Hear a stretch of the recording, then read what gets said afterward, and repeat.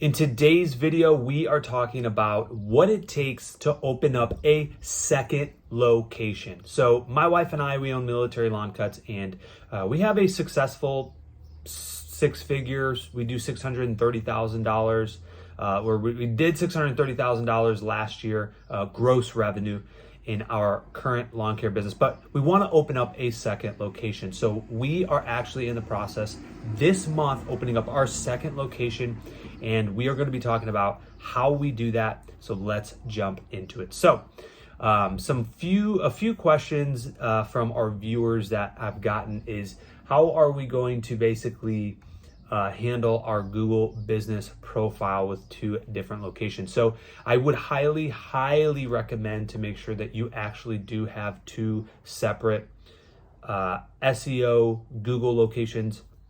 What that'll do is that'll feed you into those local markets and allow you to come up on the maps. Number one, you're gaining more real estate by doing it two separate ways. And it's just a really good all around practice. So that way when somebody local says, hey, lawn care near me, boom, you're the first one that pops up. Now, if you can, highly recommend to put a physical address on that listing. When you do that, Google validates you higher than people that just have a territory or zip codes. So if you can, I know sometimes people, us, lawn care owners, we run out of storage units. You can't do that sometimes. But if you can, use your home address, use your mom's address, neighbor. Actually, probably don't do your neighbor. I would potentially maybe do a family member that you are really super close to. But just try to get a physical address. That will absolutely help you. And yeah, that's what I would definitely recommend. All right, so as far as the website and just that local SEO, so we're not going to go through and create all of these like brand new pages for our new location. So that's just a ton of work, and it's really not necessary. Once you have your main business location, what you're going to probably want to do is spin off a variation of the different towns or cities that you service. So for example, we own Military Lawn Cuts and Landscaping. So because that's such a long name, I really like it from the SEO purpose that we get the landscaping in there, because a lot of people search like landscaping near me. But unfortunately, we can't have Military Lawn Cuts and Landscaping and then a town, because it's just way too long. Google My Business there's only so many characters that you can have, and it just poses a lot of issues. So what we've done is we've condensed it down to Military Lawn Cuts and then the city. So for example, the city that we're opening up our second location in is Salina. So we are going to be Military Lawn Cuts of Salina. It's very simple, it's very clean, and you're going to start to get that ranking SEO with when you put the town in and you create that as your LLC. So that is what we're doing for that. Let's see, how are we structuring the two locations? So basically what we're doing is we are creating a separate LLC. It is completely separate. They're not even attached at all for safety purposes, litigation purposes, protection purposes. I'm a very conservative person, so just makes sense to me to really separate it and go about it in that nature. So we could probably just run one big location, but we want to keep things simple, easy, scalable, and we want to be the model for people after us to learn from and grow their own business. So currently where we're at right now, I actually just filed the LLC. In fact, it took me literally 3 tries to file the LLC paperwork properly. So basically when you file an LLC, so we're in the state of Texas, you need a certificate of formation, basically got to sign that and all that stuff. So we also have a Texas CPA form 05904 that needs to be filled out, and kind of funny that I literally submitted it 2 times before this and I didn't have my signature on it. That's why it keeps getting kicked back. So this week it should come back. We should have officially our LLC created. If I can do it, you can do it. All right, look, if it took me 3 times to actually file the LLC properly, you can start a second location. Trust me, you can do it. It's not that hard. So actually, fun fact, Also, because there's a third piece, is the veteran verification letter. Sorry, I'm kind of jumping around a little bit. But what I did want to mention to you guys that are veterans out there that are in the state of Texas and potentially other states too, definitely look into this, okay? If you are a 100% veteran-owned business, okay, you can, in the state of Texas, get the LLC fee waived, which is, I think, either $300 or $350. I don't know. I don't remember exactly. I know for sure it's at least $300, but $300 completely waived, and you don't have to pay taxes. I forget what the tax name is. Oh man, what is the tax? You don't have to pay corporation tax, which is like 22%. It's either 20 or 22% for 5 years when you are a 100% veteran-owned business. This is insane. Anybody that owns a business that's a veteran, you should take advantage of this. Again, I don't know if it's just Texas or if they do this in other states. Maybe good to look into. So we did that. We're getting our actual fee waived, and we don't have to pay corporation taxes for the first 5 years, which is absolutely amazing. Okay, so once we get that LLC back, we're going to have our bookkeeper file for an EIN number.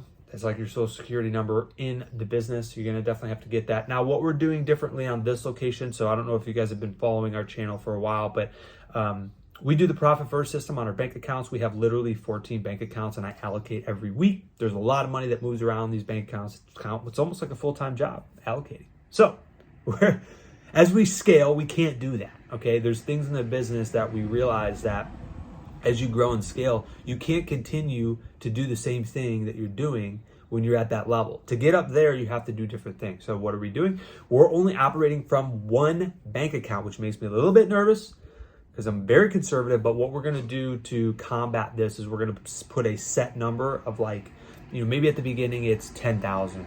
Maybe as we get rolling, it's 20,000 or 30,000.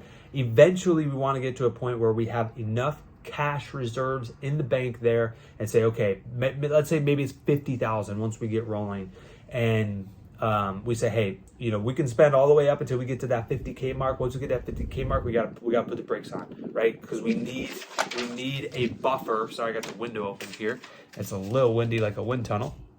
But we need that buffer in order to basically sleep well at night. You just got to have that. So we're going to do one bank account. We're going to see how that goes. And there's a couple other changes that we're doing as well to keep things very simple. So we're going away with the gas cards. We're going to actually just get debit cards and see if that works smoother and easier. I know it's really nice with the fuel cards because for certain that team members can't use that card for anything else.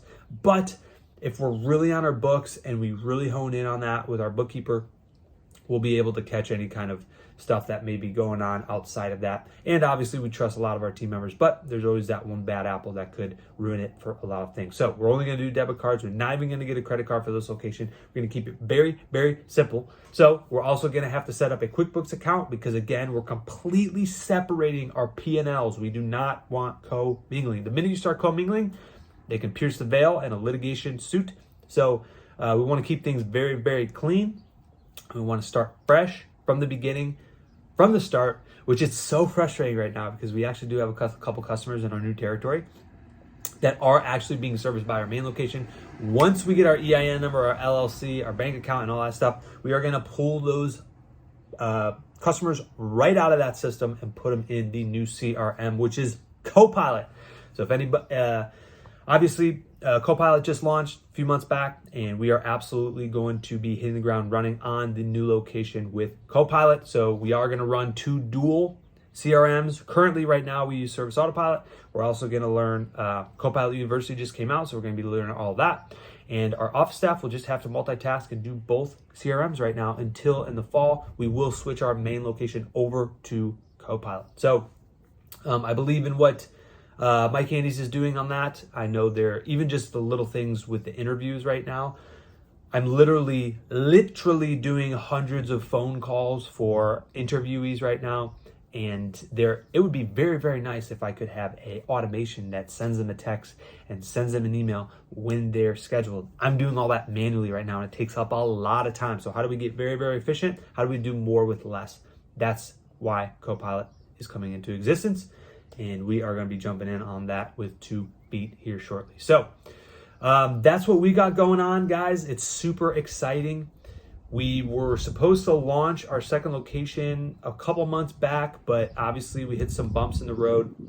And I think ultimately speaking, it was just a lot. We just bought a new location for our headquarters, about 10, 15 minutes north of us. So that had a lot of costs.